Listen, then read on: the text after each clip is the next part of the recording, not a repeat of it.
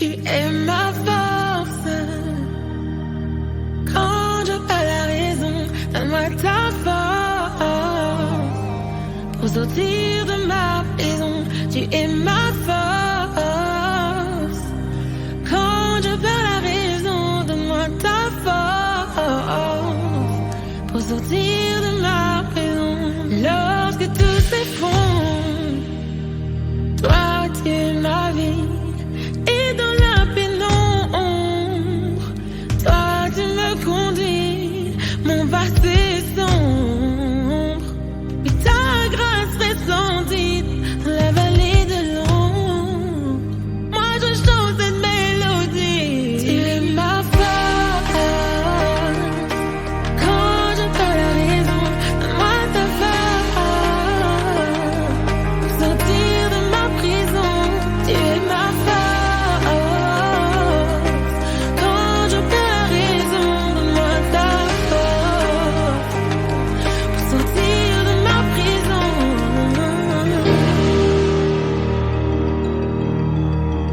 Ma force, c'est toi. C'est toi ma force. C'est toi ma force. Si le vent et la mer se déchaînent, mes yeux restent fixés sur le ciel. Quand l'épreuve me rappelle ma faiblesse, c'est ta voix qui me relève, car tu es ma force. Tu es ma force. Si le vent et la mer se déchaînent, mes yeux restent fixés sur le ciel. Quand l'épreuve me rappelle ma faiblesse, c'est ta voix qui me relève, car tu es ma force. Tu es ma force.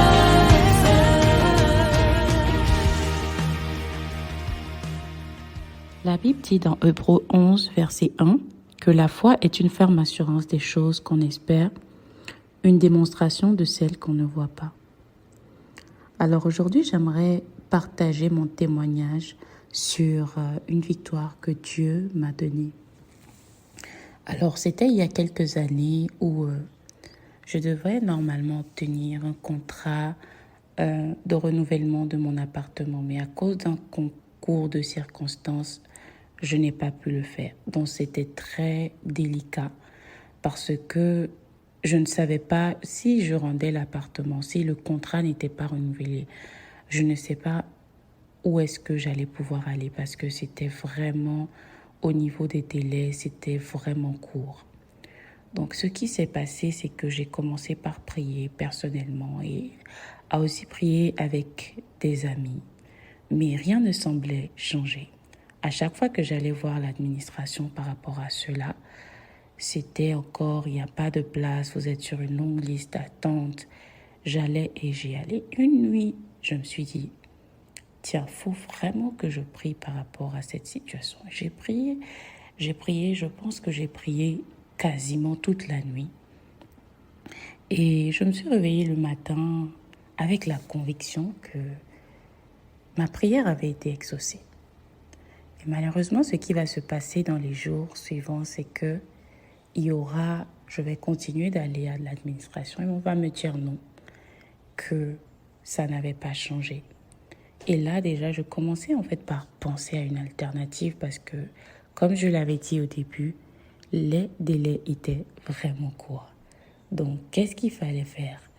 C'est vrai que cette conviction que j'avais eue dans la prière a commencé par, du coup, bouger. J'ai commencé par douter parce que je ne voyais pas ce pourquoi j'avais prié.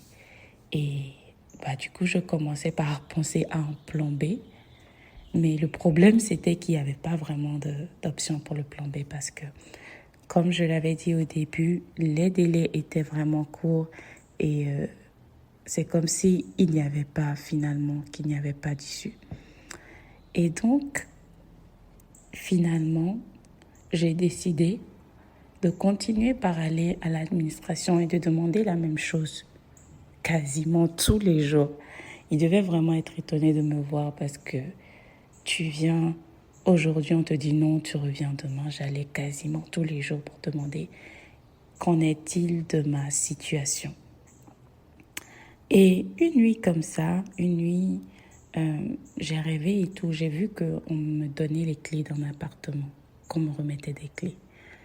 Et ce jour-là, je suis allée à l'administration et ce qui s'est passé, c'est qu'on m'a dit « Oh madame, finalement on va vous donner la clé, vous avez l'appartement en fait. » Et c'était la même personne en fait qui me disait non tous les jours.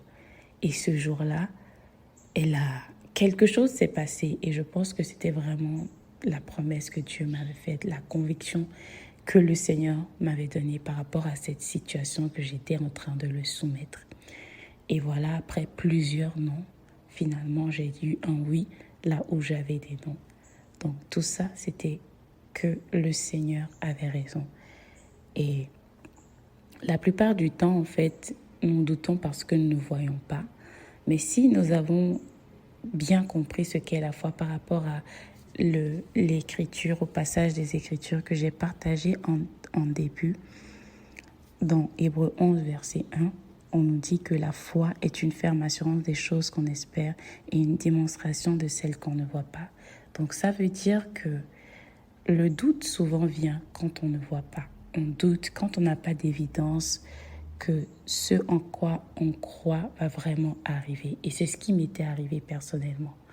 Donc, dans ma situation, le doute est venu parce que je ne voyais pas. Dieu m'avait dit, j'avais eu cette conviction que c'était bon, ma prière avait été exaucée, mais parce que je ne voyais pas, j'ai commencé par douter.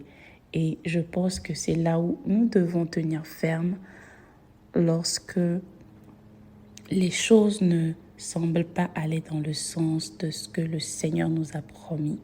C'est réellement de s'accrocher et de faire tout simplement confiance à Dieu en croyant que ce qu'il a promis, il le fera.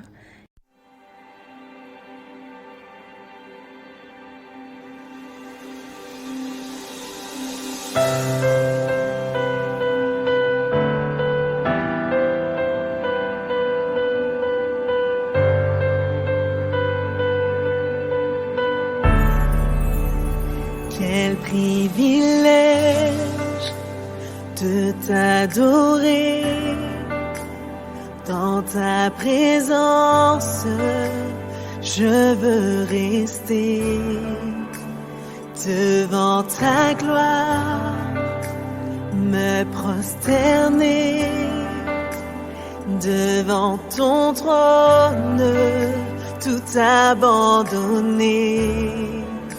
Juste à tes pieds, c'est là qu'est ma place pour l'éternité. Contempler ta face, plus de toi, de ton esprit, plus de toi.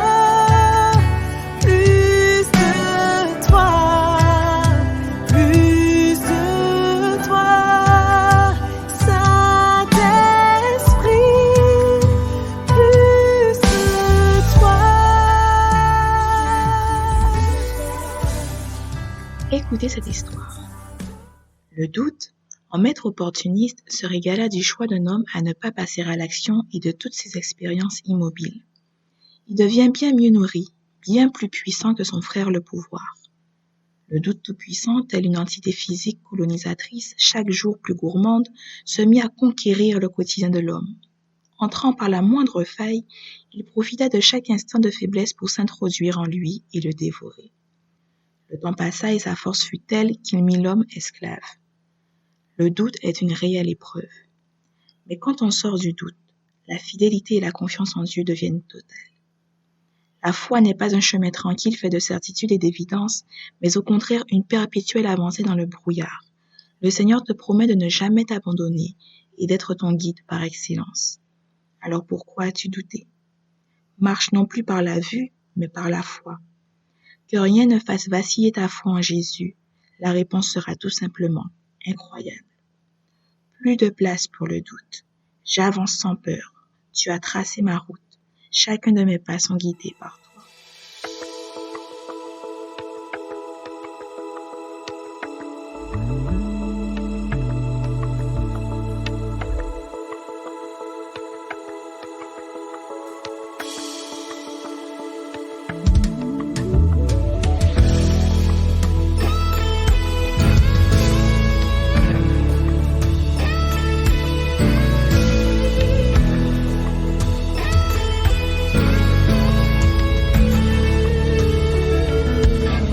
Et si la tempête se lève, si le vent se déchaîne, que ferais-je?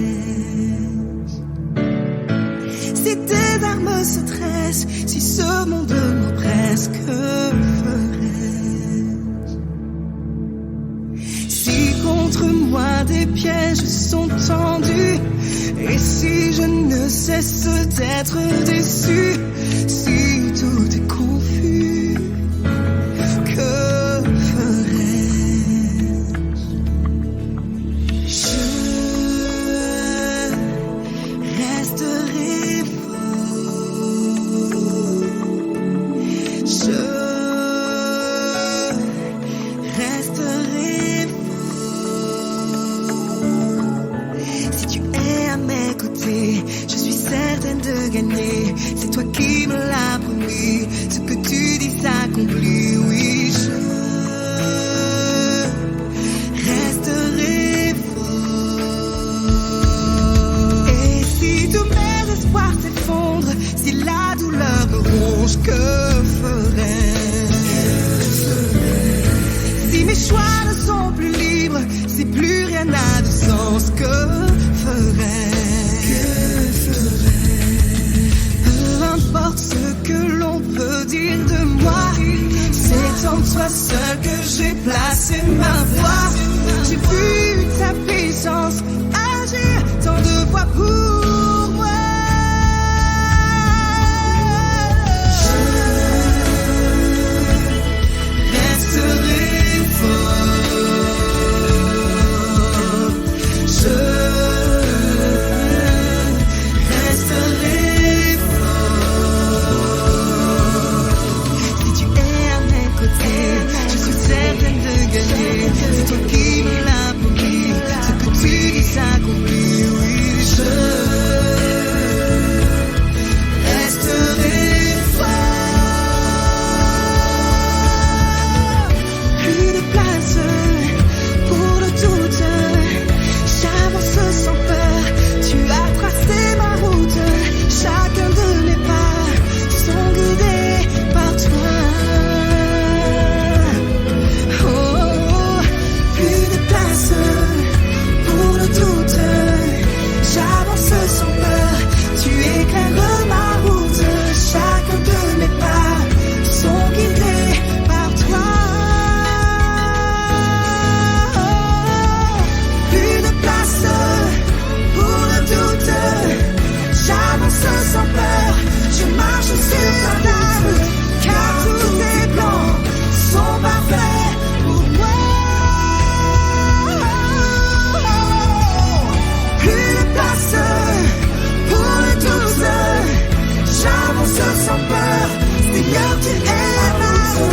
Tout est possible si je crois en toi.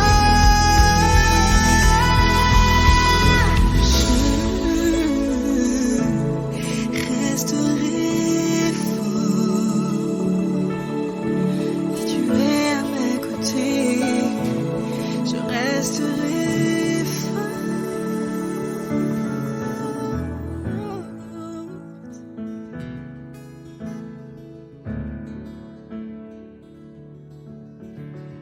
Chantez-lui un cantique nouveau. Faites retentir vos instruments et vos voix. Car la parole de l'Éternel est droite, et toutes ses œuvres s'accomplissent avec fidélité. Il aime la justice et la droiture. La bonté de l'Éternel remplit la terre. Les cieux ont été faits par la parole de l'Éternel, et toute leur armée par le souffle de sa bouche. Il amoncelle en un tas les eaux de la mer. Il met dans les réservoirs les abîmes. Que toute la terre craigne l'Éternel, que tous les habitants du monde tremblent devant lui. Car il dit, et la chose arrive. Il ordonne, et elle existe. L'Éternel renverse les desseins des nations. Il anéantit les projets des peuples. Les desseins de l'Éternel subsistent à toujours, et les projets de son cœur, de génération en génération. Heureuse la nation dont l'Éternel est le Dieu. Heureux le peuple qu'il choisit pour son héritage. L'Éternel regarde du haut des cieux. Il voit tous les fils de l'homme. Du lieu de sa demeure, il observe tous les habitants de la terre. Lui qui forme leur cœur à tous, qui est attentif à toutes leurs actions. Voici, l'œil de l'Éternel est sur ceux qui le craignent, sur ceux qui espèrent en sa bonté, afin d'arracher leur âme à la mort et de les faire vivre au milieu de la famine. Notre âme espère en l'Éternel. Il est notre secours et notre bouclier. Car notre cœur met en lui sa joie, car nous avons confiance en son saint nom. Éternel, que ta grâce soit sur nous, comme nous espérons en toi. Je bénirai l'Éternel en tout temps. Sa louange sera toujours dans ma bouche. Que mon âme se glorifie en l'Éternel. Amen.